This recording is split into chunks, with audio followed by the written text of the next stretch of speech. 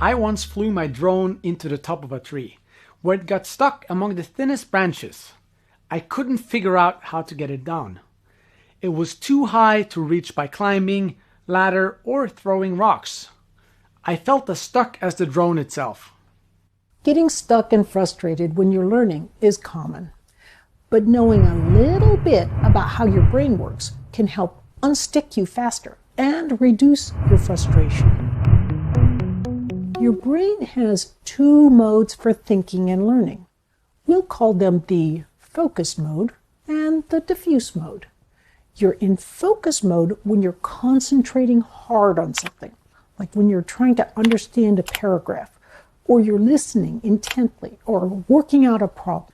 But when you don't focus on anything in particular, you're in the diffuse mode.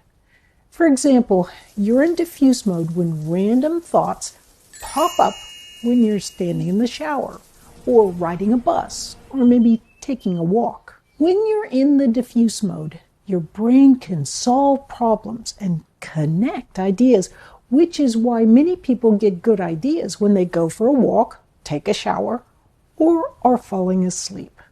If you're learning a new word or solving a simple multiplication problem, all you need is the focus mode. But what about when you struggle to understand how a refrigerator works or integral calculus?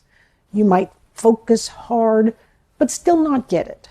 Surprisingly, taking a break for a few hours or overnight often works wonders. That's because the diffuse mode comes alive during breaks and sleep. To understand these two modes, it helps to think about the brain as a maze with learned concepts stored as sets of links in different parts of the maze. When you're in the focused mode, you move along these sets of links.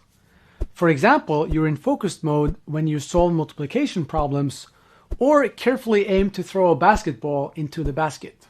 The diffuse mode, on the other hand, is like a set of tiny drones that can zip quickly over parts of the maze. These drones can easily make connections between different parts of the brain that normally aren't connected. Those new connections are what you need when you're struggling to find a solution. Once the diffuse mode helps you realize a new insight, the focus mode can help build and strengthen the new idea. But then you might get stuck again on a new section of the problem and have to switch again to the diffuse mode. Learning often involves going back and forth like this between the focused and the diffuse modes. So what's the best way to get into the diffuse mode? Well, first, you've got to focus hard on the topic or problem until you're pretty well stuck. Then stop focusing. You can switch to another topic.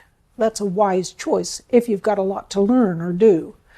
But the diffuse mode can work even faster if you simply relax or do mindless activities such as brushing your teeth, doing the dishes, or going for a walk. Working from a coffee shop with the hum of background conversations and occasional clanking of cups can help you fall momentarily into the diffuse mode. This can help you avoid cognitive fixation and can be helpful if you need to brainstorm ideas or write a report. This also brings us to the hard start technique, which takes advantage of your diffuse mode when solving difficult problems at home or on tests. We like it because the technique is so darn simple. First, scan over the test or worksheet and mark any problems that seem especially hard. Second, begin working on whatever seems like it's the hardest problem. You'll probably get stuck after a minute or two. Third, as soon as you find yourself getting stuck, move to an easier problem. And fourth, and finally, after you've done one or several easier problems, return to the hard problem. You'll find yourself making progress.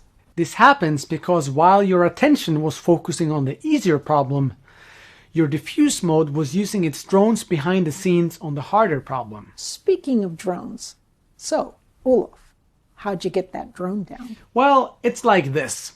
When I stopped focusing on the problem, my diffuse mode could start working on it. After a little while, my diffuse mode inspired me to attach a thin line to an arrow. A friend shot it over the branch where the drone was stuck. When we pulled the line to shake the branch, the drone fell down.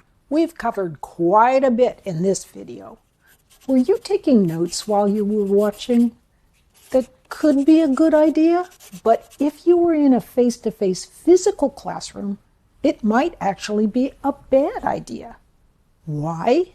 We'll explain this and more in the next video. In the meantime, head on over to the discussion forum and share tips about how to focus better, or how you like to get into the diffuse mode. I'm Barb Oakley. And I'm Olav Schewe. Thank you for learning to learn like a pro.